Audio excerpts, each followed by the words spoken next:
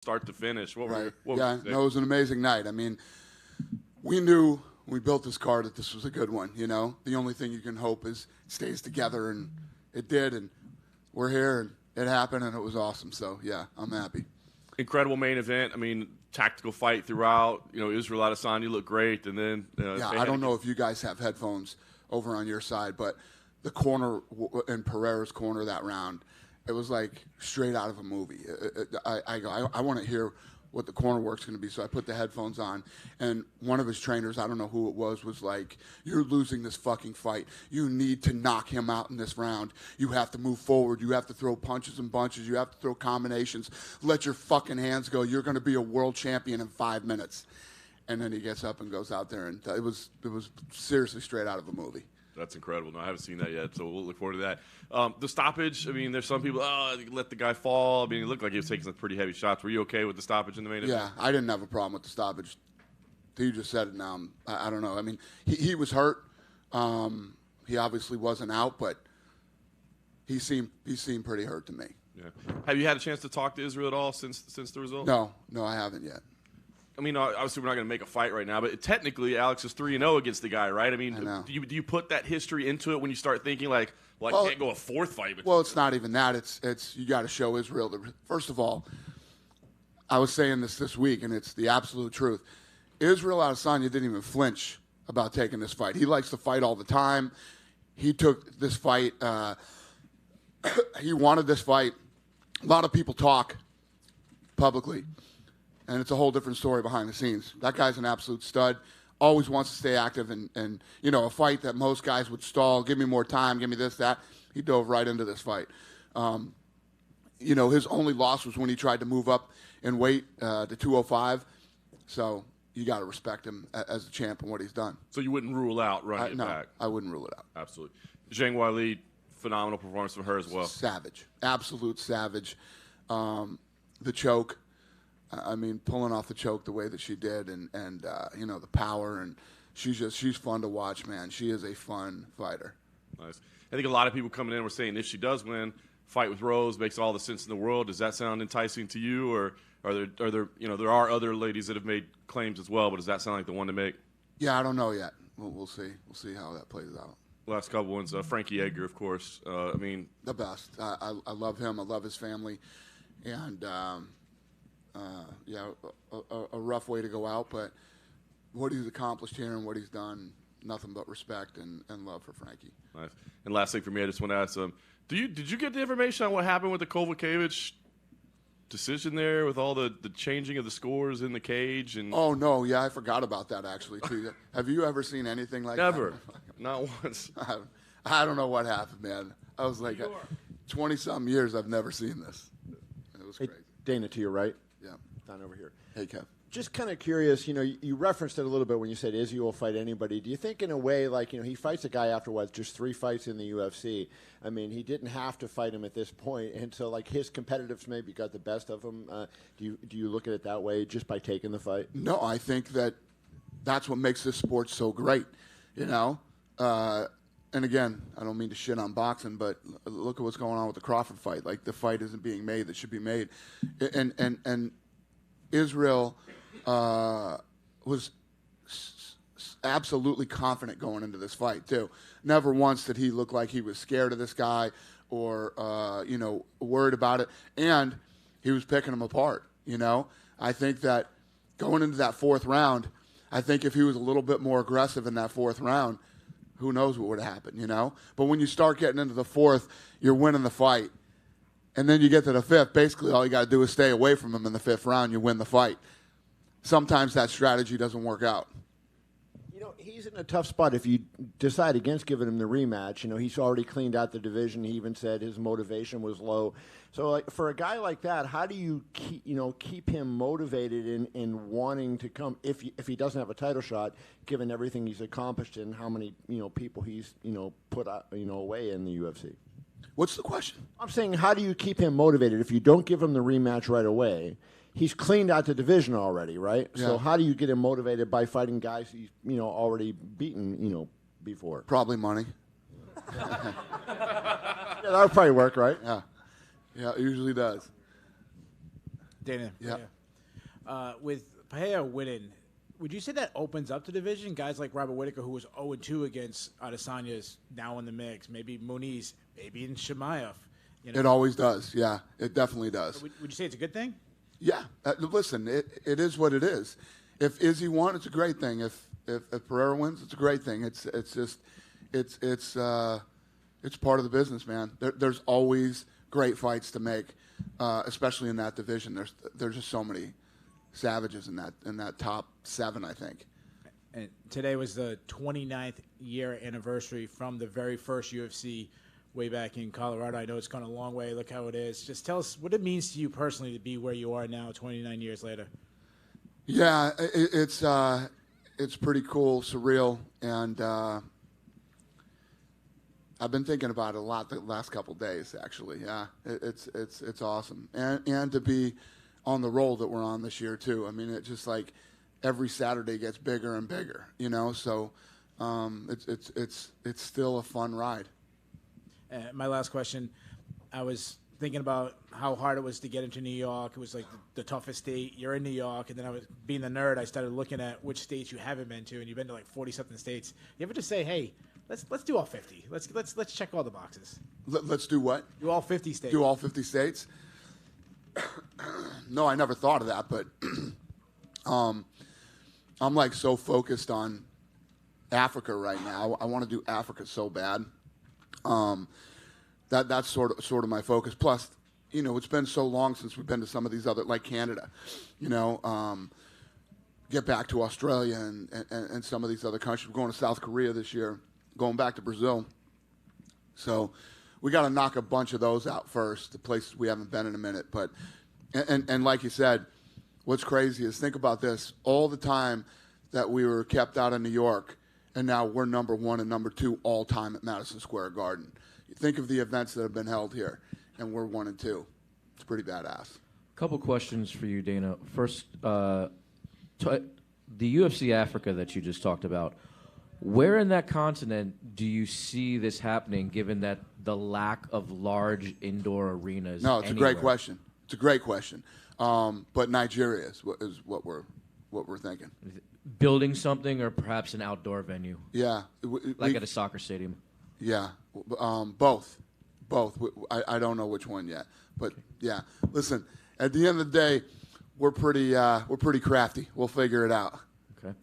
And the other question I have for you is, talk to us about the featherweight interim title fight. What was the decision to make an interim belt, and also how did it land on Emmett and Rodriguez as opposed to, say, Holloway or Allen? Yeah, I don't remember all the exact details on why that one was made, but that's the fight. Dana, back here. I wanted to ask a little bit. Were you happy with the stoppage in the main event? Was I happy with it? Yeah. I didn't have a problem with it. I didn't even question it until Morgan said it to me at the beginning of the press conference. Conor McGregor declared yesterday the Mac is back. I know he says this all the time, but from your standpoint, what is the situation with Conor right now?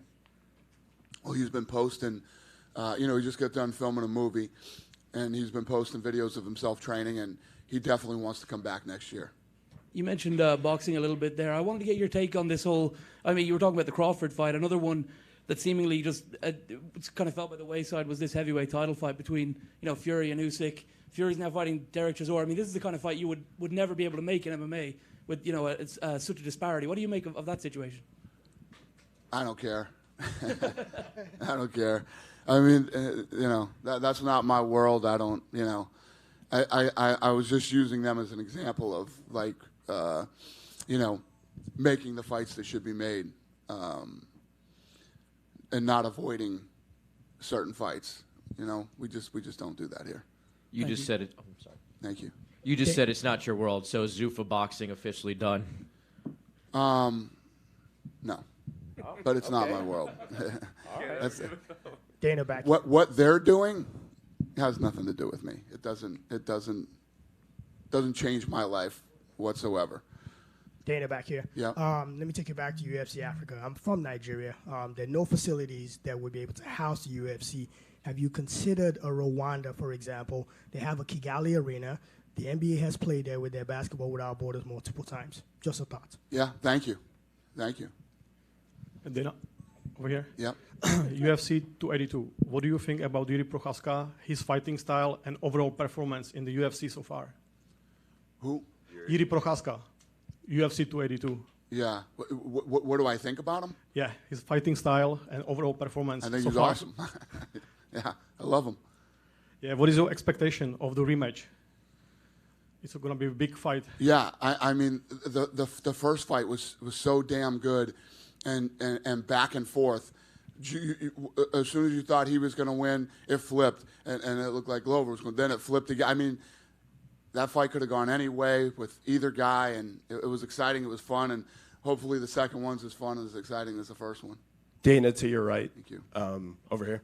The Poirier-Chandler fight, you knew it was going to be great. To just see the reaction from the fans after the first round, there was a lot of buzz on Twitter, too, just what was going through your mind after that first round. Yeah, I mean, it was awesome. It was one of the best first rounds I've seen in a very long time, maybe if ever. So, yeah, there was no doubt going into tonight that was going to be the fight of the night. We should have probably just paid those guys yesterday. Dana, right here. Dominic Reyes suffered another loss tonight. Just a couple of years ago, he was, on the brink of being the first guy to legitimately beat Jon Jones. Now it's 4 losses in a row. Are you surprised by kind of this fall from grace from him? Literally exactly what you said is what we were just talking about in the back, after the fights were over. Yeah, it's almost like he hasn't been the same since that Jon Jones fight. What do you kind of do with him now? Because obviously, he changed camps. He's seemingly done all the things that a fighter would do to try to get back on track, and he has his quickest loss here tonight. Do you keep him around? Do you maybe let him go try to get some wins somewhere else? I don't know right now. I think first and foremost, I would see what he wants to do. What does he want to do, and where's he at mentally, and what's he thinking? Yeah, and he's always obviously connected to Jon Jones. Do you have any update on Jon? I know he was saying that, Stipe signed the contract for December. We're obviously close to that, so I imagine it's not happening then. Yeah, no, Jon Jones will fight next year, for sure. First quarter, probably? Yeah. We never had a Stipe Jon Jones fight. He's going to fight next year. Okay, and just last thing, Michael Chandler was just in here, and he was kind of talking about his next moves, and someone asked him about maybe, looking back at an Eddie Alvarez fight, because Eddie Alvarez is a free agent right now, and they had some great fights, in another promotion. Have you talked to Eddie and his team at all in this free agency about maybe bringing him back? Eddie hit me up a couple days ago, yeah. But no, we haven't had any serious conversations. Does it interest you having him back? I think that Eddie is at a point in his career where, we're always trying to bring in young, up-and-coming guys that hopefully can be world champions some days. That's what we really look for. Thank you. Yep. Dana, can you just describe Izzy's title reign and what he meant to the company? Describe what? Izzy's title reign and what he did for the company as a champion. Yeah, no, I mean, you saw it and you felt it tonight. I mean, the dude's from New Zealand, and we're at Madison Square Garden in New York, and the place is going crazy for him.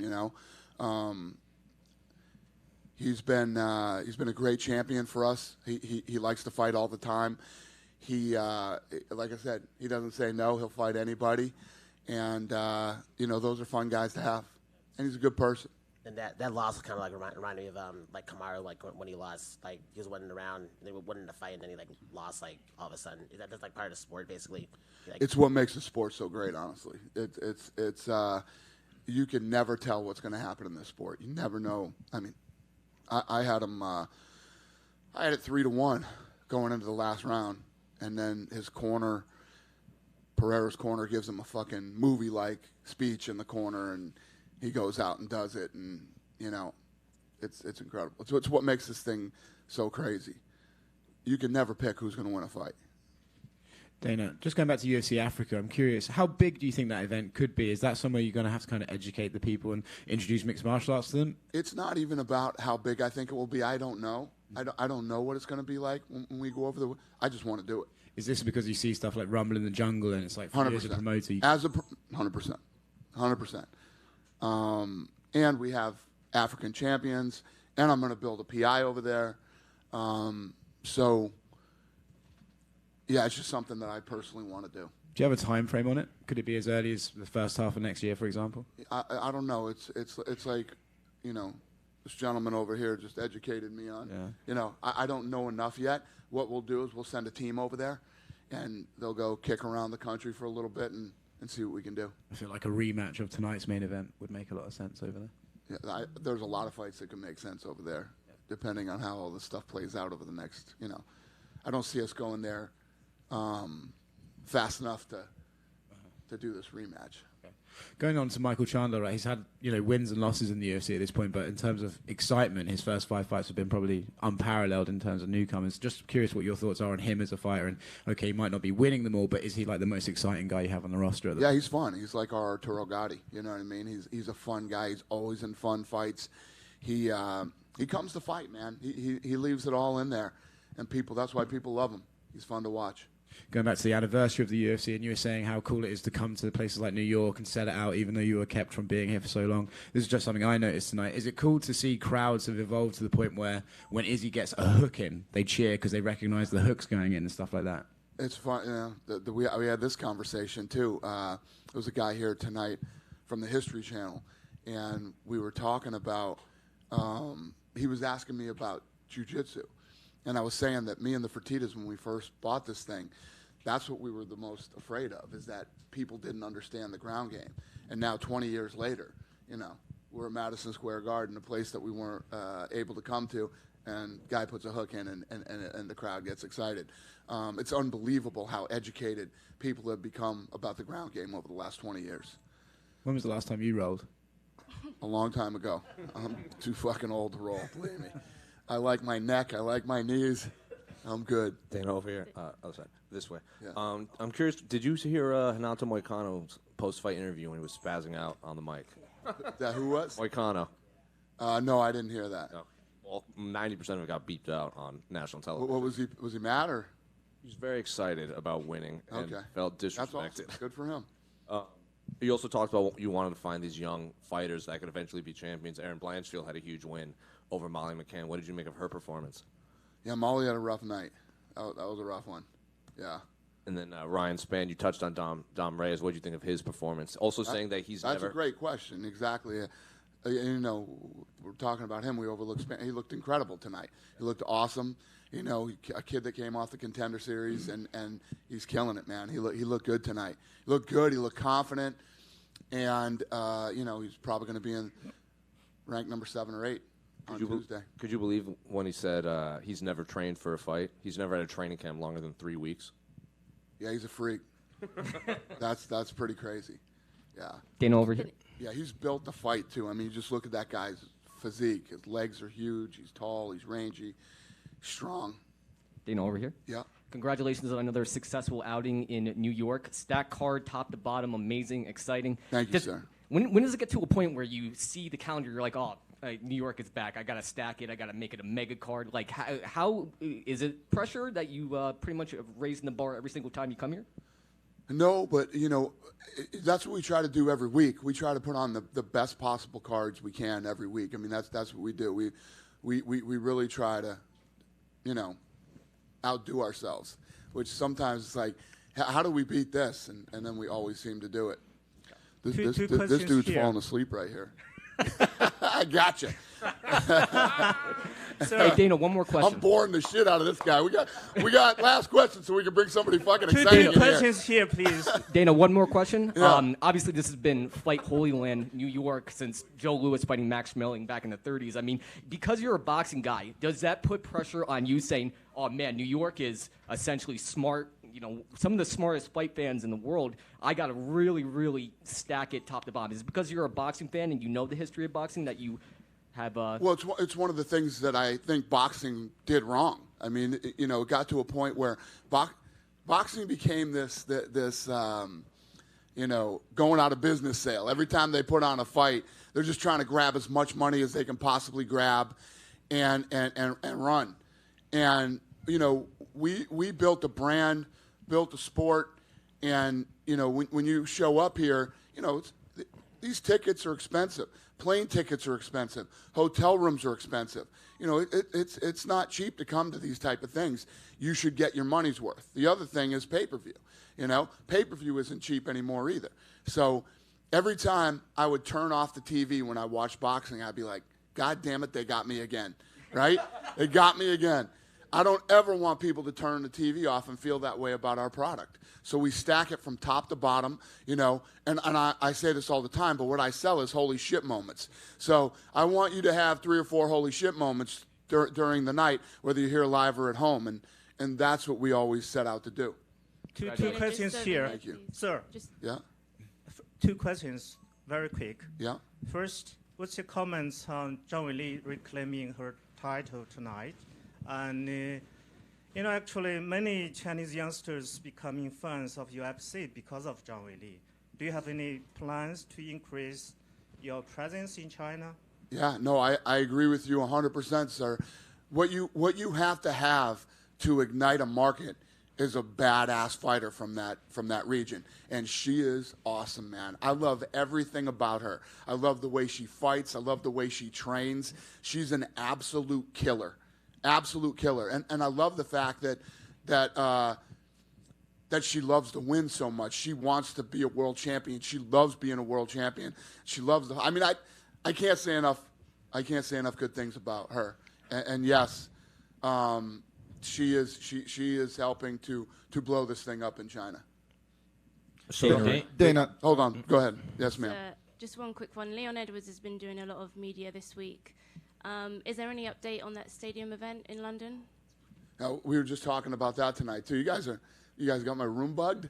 All the shit you're asking me is stuff we were all talking about tonight. So, you know, a lot of people from England have been asking me Cardiff. So, we're taking a serious look at that. The only thing is Cardiff's outdoors, right? I think it has a roof. They got a closed roof? Yeah. Oh, there you go then. Me and Mark were talking about that tonight. I didn't know it was closed roof because England's a scary place to have anything outside. Dan, you're right. Yeah. But Cardiff looks like a possibility. I love Cardiff. I love the idea of Cardiff. Yeah. Yeah. We'll see if I can get it done. Thank you. I'm trying. Dana, really quick right here. Yeah. We just got Alex, the champion of the UFC. We got Glover coming up in December. And January, we launch Fight Pass in Brazil. How big is that for the launch? And we got a big event going on there too. How important is that? Yeah, no, it's very important. That's why it's aligned with the launch down there. Yeah, we're excited about it, and I'll be going to Brazil. I haven't been to Brazil in a couple of years, so I'll be there for that fight. I'm looking forward to getting back there, and you know, we always have a blast down in Brazil. Dan, over here on the right. Thank you, sir. Dan, on your right. Yeah.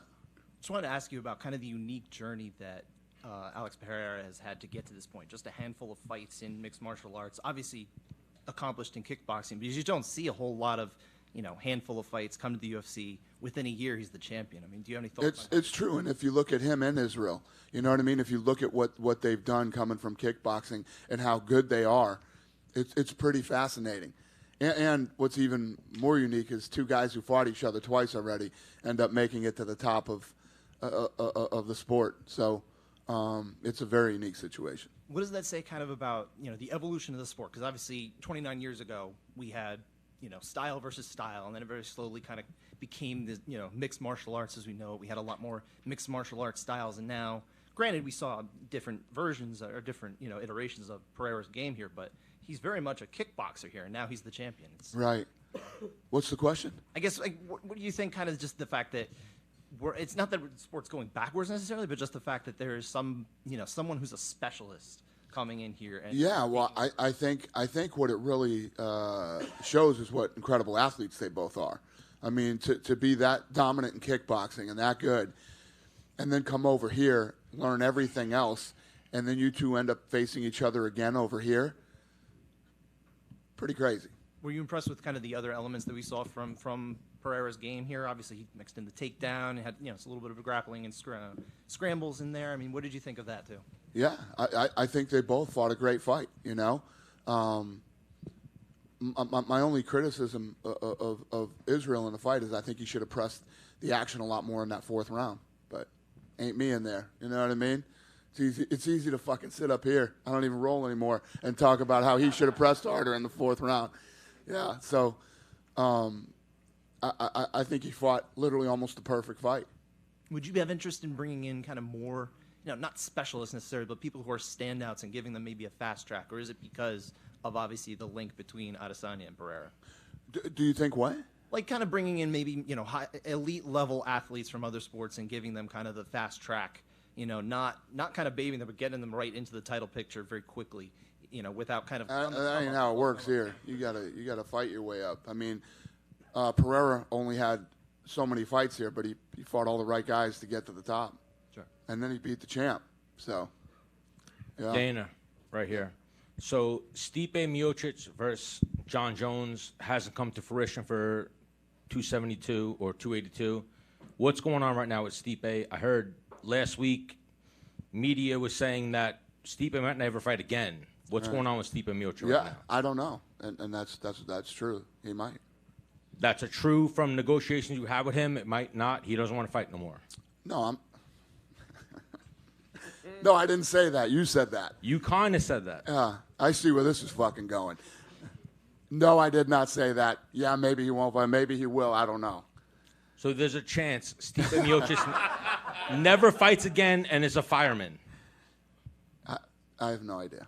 So if we what scrap, the fuck are you asking me right now? If- You're like I'm- double talking. we're going and trying to heavyweight make division. it sound like I said that. I didn't say that. I said, but yes, that could happen. That could possibly be. No. But that could be anybody. Any of these guys could never fight again. You know who said it? Your least favorite media member. Oh, then it's got to be true. That's who said it. So Okay. what's going on with the heavyweight division right now? We got Ngannou's coming off a knee injury. We got Jones maybe in the wings. Stipe in the wings. What's going on? Who's the next heavyweight championship title fight? Yeah, I think that Jon Jones will be the next fight at heavyweight. He's not a champion. I know. So who's he fighting? Well, hopefully Francis. Okay. So Stipe's out right now. Do you have any other questions? I do. What's Okay. going on with I can't wait to hear this one. Colby versus Khamzat. Do we Yeah. have anything going further on that? We're working on that too. Yes, that fight is being worked on. Do we have a potential date for that fight? No. Okay. And then, so great card tonight. Thank you. Killed it in MSG. What comes next after MSG? Like, what's your next big card? Is Vegas. Vegas? Yep. Vegas all day. Vegas. What's the next one? December. Okay, so are we? I feel like we're missing a co-main event for that fight.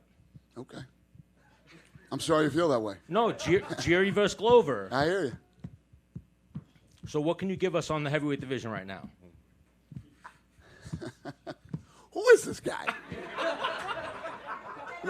Where Give are me you something from? good, Dana. Who are you? Who do you write for? Stan the Man, Menace and the Man. Dennis Bermudez, your old boy. Oh, okay. Got it. You have any more questions for me? Well, right now, the heavyweight division's wide open. Yeah. All right, well, we'll get it figured out. Are we just waiting for Ngannou? I don't know. I don't know how that's going to play out. Listen, we've been very patient in this whole thing and trying to get something done with them, and we'll see how this thing ends up. I hate to be this guy. The news that broke today was Ngannou said the negotiations are not going well. Okay. Well, that sucks. Dana, there was a time where you had events, two events in New York City, Barclays and here. You did UBS not far outside of New York a couple of months ago. Do you see that happening and being back here twice a year? You're asking me if... UBS Arena in Long Island. Yeah, when are we going back there? Yeah. I don't know. Yeah, I don't know. I mean, we were just there. It wasn't that long ago that we were just there. And I know that MSG wants us to come here twice a year, like guarantee them twice a year. So How realistic is that? Is that something you want to do? Yeah. I love coming to New York. So the problem is, like I was saying, as the world starts to open up again, there's so many other places that we have to go. We got to travel to and do these other markets. But yeah, I love coming to New York. Would you imagine a May, November dates here? I don't you know. could do it. I don't know. We'll see. Dana, just very last thing. Thanks for saving me too, by the way. You're probably not aware of this because it's just happened while you've been up there, but Nate Diaz appears to have gotten a scuffle with this guy Dylan Dennis outside. That's a the venue. shocker. Did he really? Yeah, he slapped him. I don't know if he's doing it here. Yeah, just outside the arena. Just a few minutes ago. It was caught on video and stuff. Do you know why Nate was here tonight? Did you talk to him? And I guess what's your reaction to him coming to one of your events now and I guess causing another bit of a ruckus? Yeah, well, the thing is that this thing's been sold out for a while. I know Nate called last night and wanted 6 tickets. We didn't have 6 tickets to give him. So he ended up figuring it out and got some seats. And, yeah, I went over and talked to him tonight, and, it's all good. And every time they show up, I expect something to happen. Yeah, so it doesn't bother you at this point? No. Not much bothers me anymore at this point. Facts. Dana, heavyweight division bothers you. Yeah. Dana right here. Yeah. Alex, Does he still have a microphone? What the hell's that guy doing with a microphone? Go ahead. Alex Pereira looked like he was out on his feet at the end of the first round. Do you think if there was 10, 15, 20 more seconds in the round, he would have gotten finished? I'm sorry. Ask me that question again. Alex Pereira Yeah. in the first round. Yeah. At Yeah. the end. Yeah. That would have been interesting if there was some more time. But to his credit, he recovered from that during the round and during the break and came back and won the fight. And how do you see Pereira matching up against some of the grapple heavy guys at the top of the division? It's a good question. That's a good question. That remains to be seen. We'll see what happens when he gets a guy that can really wrestle. Michael Chandler, 5 fights into his UFC career. How do you assess it so far? He's fun. He's a great kid. I like him a lot. And like I said earlier, he's like our Arturo Gatti, man. Kid comes and brings it every time and leaves everything in there, and he's so fun to watch. Last one. I think you guys tied a record for most first-round finishes, 7 first-round finishes in this card. With all the finishes, does it make it tough to pick out just 2 for a bonus? It wasn't tonight. No, it wasn't tonight. I mean, Wele's choke was pretty badass. And then, Poirier. No, not Poirier. It was Pereira. How do you not take him after, in my opinion, he was down 3-1 going into that last round. He wins the fight. He does exactly what he needs to do and wins the fight. Thank you. Dana, 283 real quick, just upcoming 283 in Rio. Can you confirm or deny that we are looking at Davison and Moreno as the main event? Is that the main event of the night? Ask me the question again. For 283, is Davison, Figueiredo, and Moreno, is that the main event of the evening? We're still working on the card. Yeah, somebody asked me that yesterday. Yeah. Gotcha. So a lot of these cards are still in the works. Okay, gotcha. Cool.